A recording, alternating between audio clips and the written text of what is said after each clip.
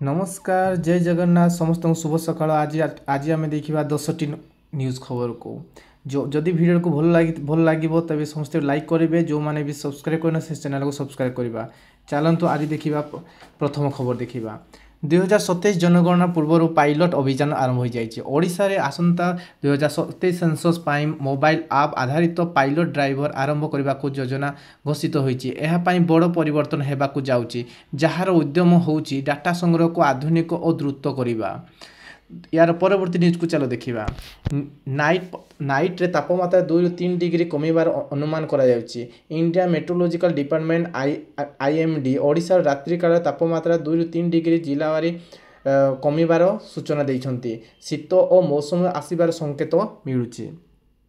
यार परवर्ती न्यूज को चलो देखा महिला क्रिकेटर मानकर आशा ओडिशा महिला क्रिकेटर मान कहिसंती जे ICC women's ODI World Cup Bharat जितवा पर छुआ माने क्रिकेट खेलवाई परिवार और समाजर आशा धारणा परिवर्तन आसीपारे। तांकर मत अनुसार यह ओडिशार महिला खेल को आगे नबार सहायक हेबो।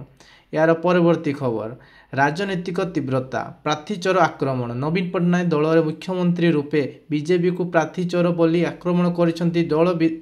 दल उभय पक्षरे आपेक्षरे प्रति अपेक्षा हेउची एक कथा राज्य रे प्राथमिक संग्राम प्रतीक होउची। यार परवर्ती खबर सुडान रे ओडिशार नागरिक हराइबा यह ओडिशार नागरिक रैपिड सपोर्ट फोर्सेस द्वारा सुडान युद्ध जंगल रे गिरफ करा जायछि। सुडान राजदूत भारतर मिनिस्टर ऑफ एक्सटर्नल अफेयर्स सहित समन्वय करुछि।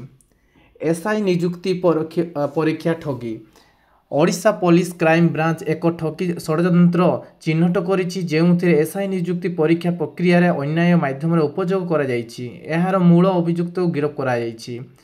यार परवर्ती खबर किसान यंत्रीकरण मेला आरंभ ओडिशा सरकार कृषि यंत्रकरण को प्राथमिकता देइछंती।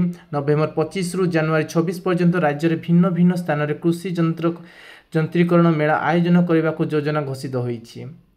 यार परवर्ती खबर 63 लाख टन धान उत्पादन लक्ष्य ओडिशार खरीफ मार्केटिंग सीजन 2025-2026 निमित्त धान उत्पादन टार्गेट 63 लाख टन रखा जायछि जहाँ धान और राइस प्रक्रिया प्रभावित करिवो। स्थानीय छुट्टी घोषणा 4 दिनिया जिला गंजाम गजपति नवरंगपुर मालकानगिरी और कंधमाल 3 नवेम्बर 2025 छुट्टी घोषित होइछि कारण कार्तिक मासर शेष सोमवार कूल विशेष अवसर थिला। यार परवर्ती खबर कोरापुटर बाइपल एमएलए पीएसओ निलंबित रघुराम माछो एमएलए पर्सनाल सुरक्षा अधिकारी होटेल रे सर्विस अस्त्र व्यवहार करिथिबारु अभियोग रे एहार एफआईआर दाय सह तांकु निलंबित करा जायछि। तो आजिर खबर शेष हो जाइछि।